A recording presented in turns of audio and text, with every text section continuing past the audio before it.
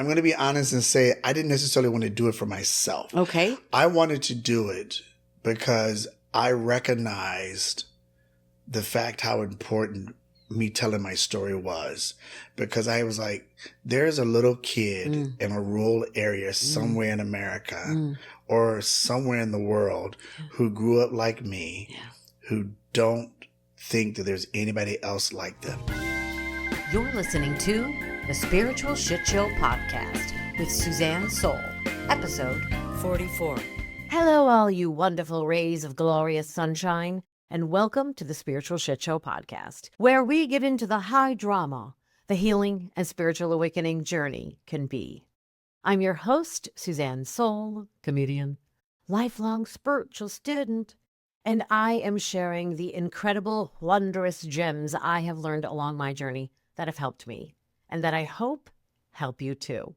Well, welcome back to part 2 of my fabulous, fabulous conversation with my guest, author, and friend, Keith Butler. If you would like to watch part 1, it'll be in the description of the episode, so you could check that out. Keith is the author of the book, Little Black Gay Boy, an Unapologetic Memoir of Surviving, Coming Out, and Recovering. Highly recommended. It is an incredible book about a young boy's journey, being raised in poverty by a single mom, and the experience of growing up a little black gay boy in the Bible Belt. So let's get back to this incredible conversation with Keith Butler. And when I had that first hit intravenously, I was always chasing that. It was never going to be anything else but that.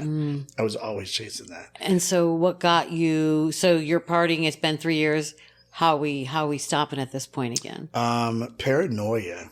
You know, paranoia set in for me very hard. Okay. Like I was paranoid all the time. Yeah. Like on the train, on the metro train going to work, on the tracks waiting for the train to come. Like, you know, I got to the point where, because when I got clean the first time, I would always share in meetings and I would say, you know, I never used that way, or I never used with those people, or I never hung out with those kinds of people. Yeah.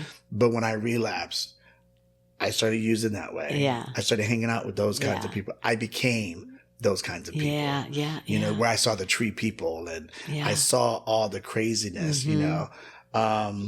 And then I got into a relationship that was toxic, tumultuous, and just full of trauma. And I remember when he made the decision to walk out, he took out the boxes. And I remember watching the boxes go out the door. And I knew instinctively that everything about me was in those boxes. So I decided to get clean in January of 2016. Was that like inspired by the removal of the boxes or the guy? Yeah, it was just leaving? My life was falling apart. Yeah. Because what I realized at that moment was my addiction also played a role in that relationship being so traumatic. And so, because I was not faithful in that relationship. Right. You know, I was going, he worked late. I was going and having sex with the dealer to come home. And how I would always smooth it over, I would always bring him drugs back home. You know, here, he's brought you a little something, something. Yeah. You know, but you know, when I decided to come back into the program in January of 2016, it was, I would go to meetings and I would put a smile on my face. I'd get like a week clean and I'd be like, I'm good. Yeah, yeah. You know, and people say, so how are things going? Oh, things are going good. Yeah. Things are going really well. Yeah. You know, I'm out of that relationship. I'm doing so much better. Like this is what that smile I was doing, you know. Yes. But people didn't know that I would go home at night and I would lock the door from the inside. And then I was crying myself to sleep at night. So people didn't know that how much pain I really was carrying, because I didn't want people to know. Do you think that it was kind of like that, if the events that had gotten you in that experience where the breakup happened and all that kind of like opened the spout for the years and years and years and years of stuff that needed to be grieved and Yeah. There was a lot about this time around, what hit me, Because when I came, like I said, I came again in January 2016. I relapsed 3 times from January 16 until I got to November 1st, 2016, which is now my clean date. Oh, very good. That I'm very happy and proud of. It's wonderful. But in that time, I really began to understand what the word surrender meant. Yes. You know, I understood and know that the first time I did not surrender the first time. When you first were your 5 years or 7 years of sobriety, you had not surrendered. And, I didn't surrender. Can you like what explain that a little bit? What I mean was I was just going through the motions. It's very clear to me today that I was going to meetings. You were faking it till you made it. And you just never had gotten to the point of really I was solidifying it. I was going to meetings. I was part of the recovery program. I was part of the recovery community. I was doing recovery stuff. Yeah. But there was nothing about practicing the principles in my daily life. Yes. You know, it was just, I read this in a book. Yes. You know, I didn't take it to heart. I read it in a book. Right. And then I spouted it out. That's right. Yeah. You know? Yeah. Which is like a start. Right. Yeah. And the reason why I know that I had not surrendered the first time was because when the thought came into my head, you can have a glass of wine with dinner. Right. That was not surrender. That was not surrender. That was management. Yeah. Yeah. You know, if I might share, you know, I'm in Alcoholics Anonymous. Okay. And when I first quit drinking, I didn't go to meetings. Like you're saying, I was dry. They call it a dry drunk, right? Uh-huh. Yeah. So my life was still unmanageable. I just wasn't using alcohol, but I was still unmanageable. Mm-hmm. And so I totally understand what you're talking about, because it wasn't until I did those 12 steps and fully surrendered to the process that the stuff that I had been, you know, drinking for to solve started to get worked out. So what resonates so much with me, what you're talking about in your recovery experience of like managing it and not really surrendering and not really in it. Cause I mean, it is really, really, truly giving yourself to the 12 steps. Yeah. Is life-changing. It's like looking at a road map and going, okay, it says to turn right. So I'm just going to turn right. Yes. And as opposed to saying, well, before I turn right, you know, let me surrender to the fact that there's a little gift shop before that right turn. I can stop at that gift shop and gain something for the journey that will take me to the next part that'll help me to turn right. Right. So you're like being present. Absolutely. With the experience. Yeah. So, and I think the surrender part also, if I may, the surrender part also was surrendering to the fact that there was a lot of root stuff that needed to be dealt with in order to address why I was an addict. That's right. That's what the 12 steps help. I wasn't born an addict, but there was a lot of trauma that I carried that manifested itself in my addiction.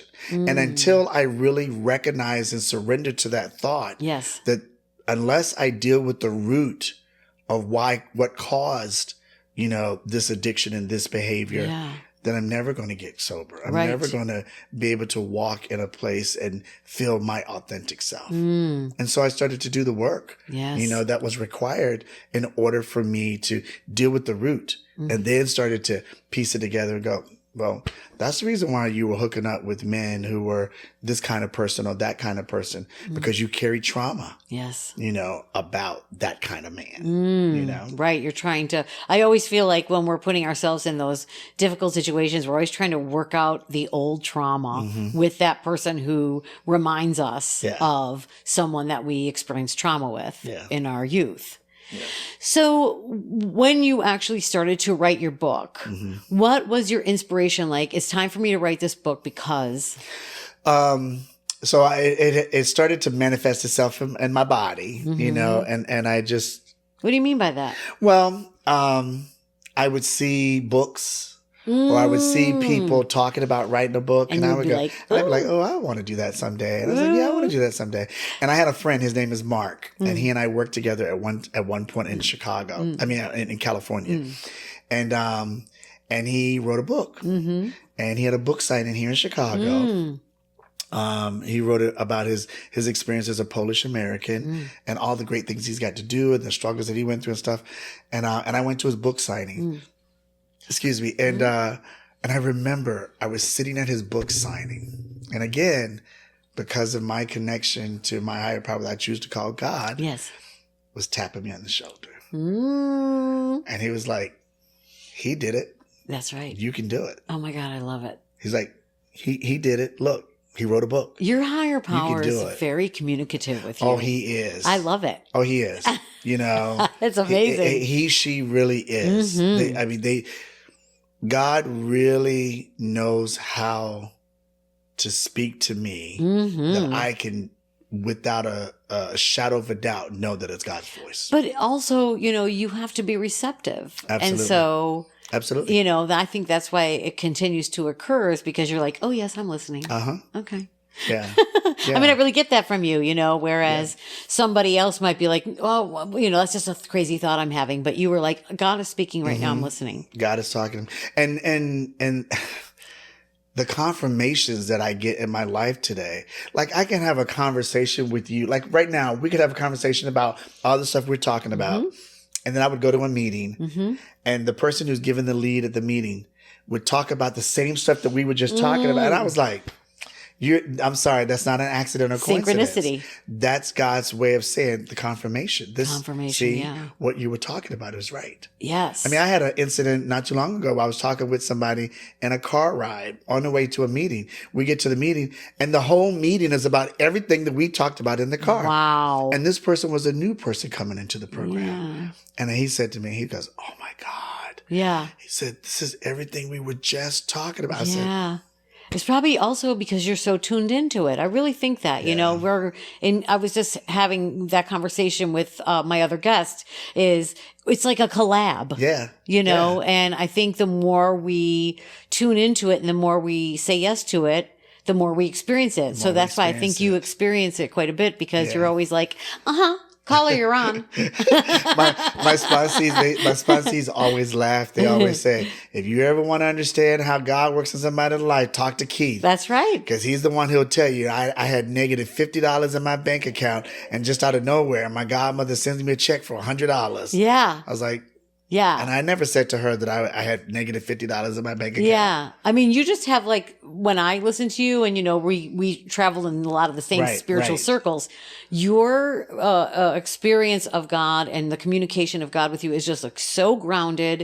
It is so like, this is what it is. Yeah. I just really get that from you. And that's really inspiring. And I'm grateful for that connection and that true relationship. You know, I tell people when I came into recovery, that understanding of what a higher power is was not hard for me. Yeah. I mean, I just get that. Yeah. I had it's innate.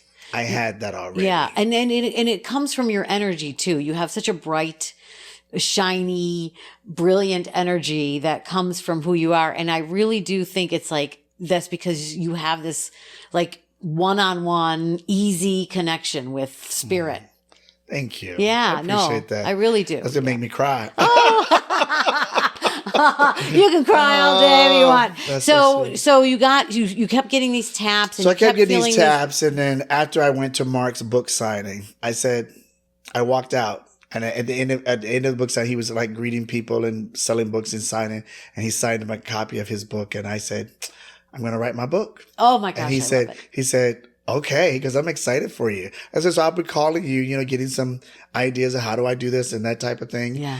And I remember I went home and I said, if I'm going to do this, I have to step out of every circle of my life, such as, you know, I have to give up any leadership positions at church. Yeah. I have to step out of leadership in the recovery community. Because if I'm going to do this, I have to focus on doing this. Yes. And so, that's what I did. I stepped out of leadership positions and I mean, that is dedication, right? Again, to me, it's like, you know, some people might waffle with that. Oh, wait, maybe I'll keep this one, but not this one. And you were like, I'm doing this. This is like, it's so clear cut. Yeah. I'm doing this. All this stuff has to go, or I won't have time to do this. So all that stuff I'm going to have to put on the side. Right. And it just takes a person to say, yes. Yeah. And as soon as I said yes, everything else. Now here's the strange part about it. I was in a garden unit apartment, and there was nobody living above me. Oh, that's and helpful. the owners lived on the second floor. So there's nobody on the first floor. Yeah. Then this couple moved in on the first floor. Yes. The couple that moved in on the first floor is my publisher. Oh my goodness. Wow. So I didn't know them. Yeah. They just happened to be sitting on the porch one day when I was coming home, and we struck up a conversation, and they invited me in for tea, and we started talking, and he started talking, and he said, I publish books. And I was like, oh my gosh. And I said to him, well, one day I said, I want to write my book, and he says, okay, when you get to a point you want to talk about it, just let's talk about it. Wow. And so when I said yes, I went to him, I said, I'm going to write my book. And he was like, all right, when you got a manuscript, let me know. Oh my gosh. And so I literally, I would sit down on the weekends and I would write. Yes. And I was dedicated every weekend. I was writing. And then there was sometimes I would watch TV and I'd be watching these shows and it would strike something in me. And I'd be like, I got to go write. Yeah. And I would be up to 2 or 3 o'clock in the morning writing. Yeah. My husband, he tells everybody when we talk about, the book, he goes,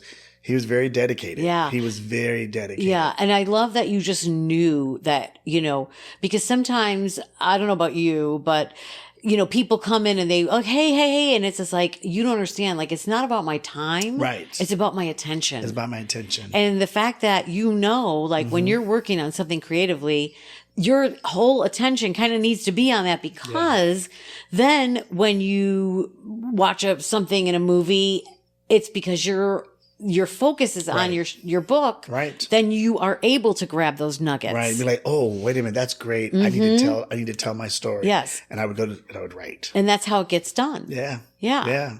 Yeah. That's incredible. And then I had a friend, she was like, I told her, I'm writing my book. She was like, oh, well, she goes, well, if you want me to edit it when you're done, oh my gosh. She says, I'll edit it for free. And I was like, oh, wait. Are you serious? Yeah. And she was like, yeah. Oh, so I would write chapters and then I would send them to her. Oh, and she would send it back and she would say, hey, let's have a Zoom call. And we would talk and we would, and it was just like, yeah. Oh my God. That's to me about your clarity of intention. Yeah. It's like the universe could respond because you were not wavering. You were not scattered with your attention. You were like, this is what I'm doing and I'm dedicating to it because I want to do this for myself. Yeah. Yeah. Well, you know what? I'm going to be honest and say I didn't necessarily want to do it for myself. Okay. I wanted to do it because I recognized the fact how important me telling my story was, because I was like, there's a little kid in a rural area somewhere in America or somewhere in the world who grew up like me, who don't think that there's anybody else like them. That was gonna be my next question. Like, what were you hoping that it will communicate? So yeah, I was hoping that it would communicate to that boy or girl wherever they are in the middle of nowhere, that there was somebody like them who felt like them, who grew up like them, who survived, the trauma of childhood, who walked down the path of destruction and made it out on the other side. Yeah, who loves themselves. Absolutely. I think that is definitely such a big thing that you can impart on any young person who doesn't have access to LGBT community and, maybe in a household where they're afraid or don't understand. And because, many of us that grow up and for whatever reason, we start to go in on ourselves. Right. And I don't think there's anything more tragic than a child starting to hate themselves. Yeah. And especially, for who they are. Growing up, in the Black church, like that damnation is preached so much, even still today. It's like, it still baffles my mind to this day. We're talking 2025, and to this day, there are gay people who sit in churches where those words are spoken of damnation and hate and that God doesn't love you, but you're willing to sit there and still give this person your money, your time, and your energy. Yeah. And I'm like, when you can find a place, which I'm so grateful that I have a place today, that is like, that's all wrong. What's your place today? West Point Missionary Baptist Church. West Point Missionary Baptist Church. Yes, on the south side of Chicago. Inclusive. Oh my gosh. And Beautiful. our pastor gets it. A pastor gets it. The church, because the pastor gets it as the leader, the church gets it. I sit and I watch, and this is a church that's over 100 years old. So predominantly amount of people that are in the church are like old black people that, did the marching and fought for the rights and we stand on their shoulders. And I watch them, how they interact with, LGBTQ people in the church. And I just sit back and I watch and I'm like, these people love us. Yes. That they value our presence. That's wonderful. They affirm that we are children of God, period. Yes.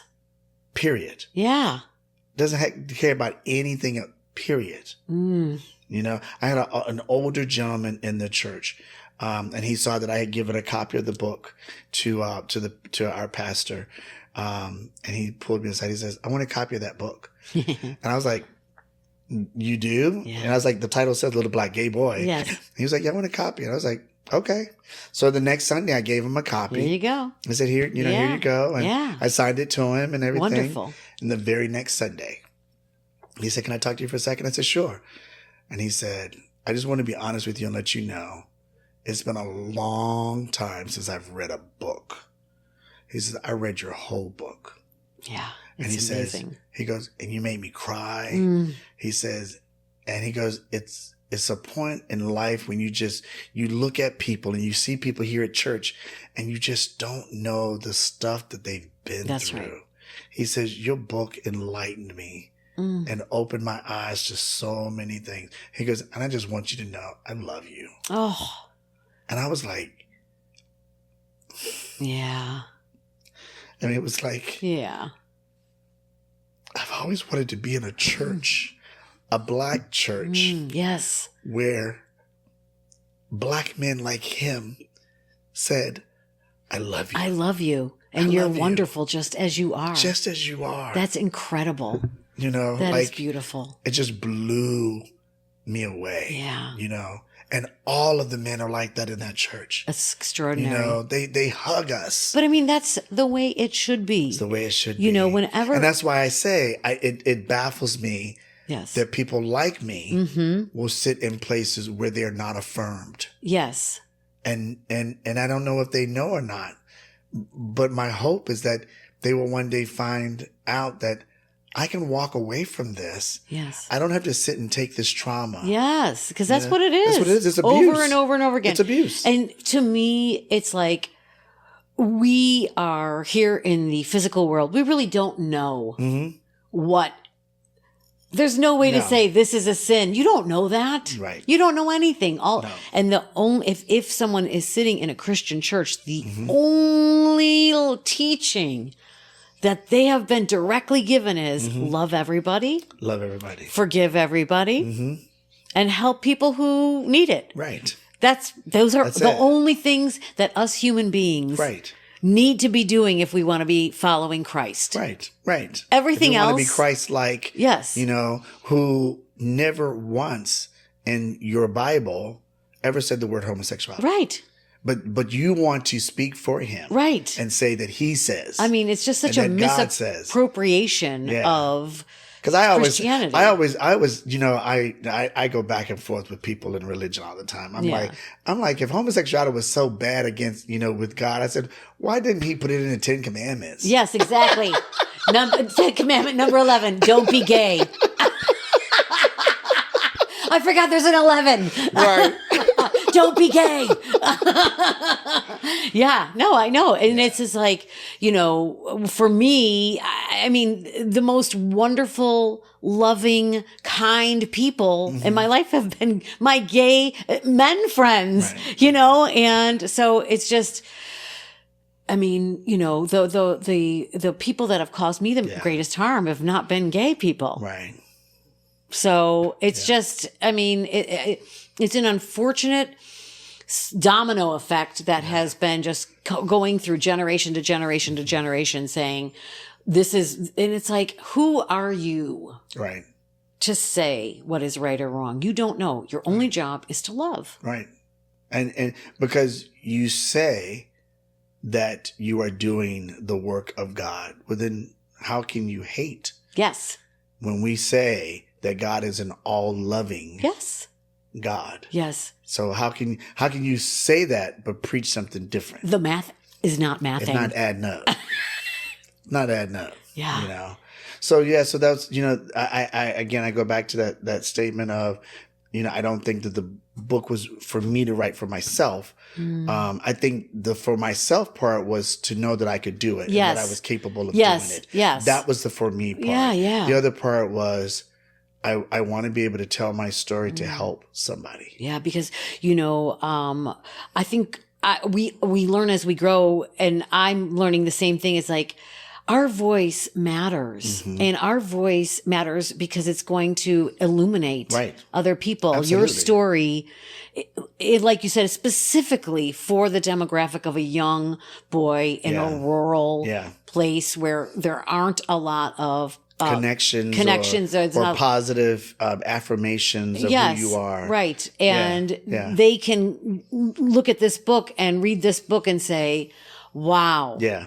And, you know, and here's this wonderful man who is now married and happy and whole and loves himself and has a full and wonderful life. Yeah. Grateful. And grateful. Yes. Very grateful. And he's gay. Yeah. So. And they don't have to have the experience that I had when I was trying to figure out who I was and going to the library and there was nothing there. Yes. You know, until I finally ran across a book on being gay by Brian McNaught. And I was like, he goes to church and he's gay. Like, and he was a white writer, but at the same time, just the church and the gay part. Yes, that was like connected it for me that I was like, wait, what? What? You know, so now I'm like, you know, if there's ever a person who's like, I'm a black gay boy, put it in Amazon, see what it says in the search field. Yeah. And then all of a sudden, little black gay boy comes up. Yes. You know, which is an incredible, incredible book. Yeah. I was engaged and I was riveted throughout. Yeah. And you just shared so much of your heart and your struggles. And it's a gift. Yeah. And you know, what I tell people is I told my truth. Yes. I didn't tell anybody else's story. That's right. I told my story. Right. And how important it was for me to tell my story. And even when I sat down to write the book, I had a conversation with myself. And I said, if I'm going to do this, then I have to tell the whole truth. Yeah. I can't sugarcoat anything. You know, I have to tell the whole truth, you know. And, you know, when my mother first read it, you know, she came back and she was like, that didn't happen. And I was like, I don't know what you were thinking and where you were, but that happened. Selective memory. Right. You know? Yeah. Right. You know? And so it was important that I was like, if I'm going to do this, then I have to tell the truth because I can only help somebody if I'm honest and tell the truth. That's exactly correct. That's the only way I can help somebody. If I'm honest and I tell the truth. Yes, because that truth of your life experience, that's what comes through. Absolutely. And that's what communicates even beyond the words. Yeah. Yeah. What a gift. Yeah. So tell people how they can find your book or find you. You can go to Amazon and you can put in Little Black Gay Boy. Please hold it up for the people. And it comes up. Yes, here it is right here. And you can also contact ACTA Publications, ACTA. Very good. ACTA Publications, and they have it as well. That's my publisher, Greg. And I'm just really grateful that when he read the manuscript, he came back to me and I was like, okay, this man has published lots of books. Yes. You know, he's published books by priests. Yes. He's published books by nuns. Yes. He's published books by baseball players. I said, you know, he's going to look at my book. He'll be like, nice try. But, you know, he came back to me after reading the manuscript before it was even published. And he said, this book needs to be published. Oh. And he said, even if you don't go with me as your publisher, I will help you find the person that you need in order to get this book published. Absolutely incredible. And I was like, well, then you just told me that your heart is already in it. That's right. So why I got to look anywhere else? So do you have a website or no? Okay. I don't have a website yet. Yeah. You know, but right you can now. buy the book on But you can buy this Amazon on Amazon or go to Active Publications. Yeah, and it's phenomenal. Yeah. It's a phenomenal book. I'm going to be a testimonial. Amazing, interesting, riveting read that it's the same, like, you know, he said, I couldn't put it down. Yeah. Yeah. I had a friend of mine who, when he got the book, he called me, he said, "Girl, I'm not sleeping at night because I can't put this book down." It is. And that's the beauty of telling your authentic story. Yeah. Keith Butler, I love you so much. Thank you for this opportunity. You're this such an angel. Thank you. This was awesome. Yeah, beautiful. This is awesome. And I just know that this is just the beginning for you. Thank you, darling. You know, appreciate it. That the bounds are endless. Thank you. You know, of where this will take you. That you're going to be able to open the door for others, just like me. Yes. You know, who don't have a website for their book of material, but they believe in what they did and what they're called to do. Yes. And they're going to be able to help other people. Thank you, darling. Thank you. Yeah. Cut! I mean, can I get an amen? I hope you enjoyed this wonderful conversation I got to have with the amazing Keith Butler. I'll leave you with his words. Little black gay boys everywhere, hear me when I say you are special and never alone. Speak your truth, do your work, and heal from past hurts. These things will elevate you to your highest good, and you too will be able to share your story to help someone else.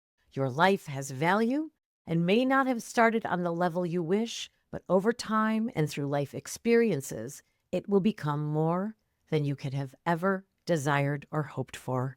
I promise. God bless all of you. This has been the Spiritual Shitshow podcast. My name is Suzanne Sole. Thank you for listening, and I will see you on the next one. Roll it, you fabulous wonder, you.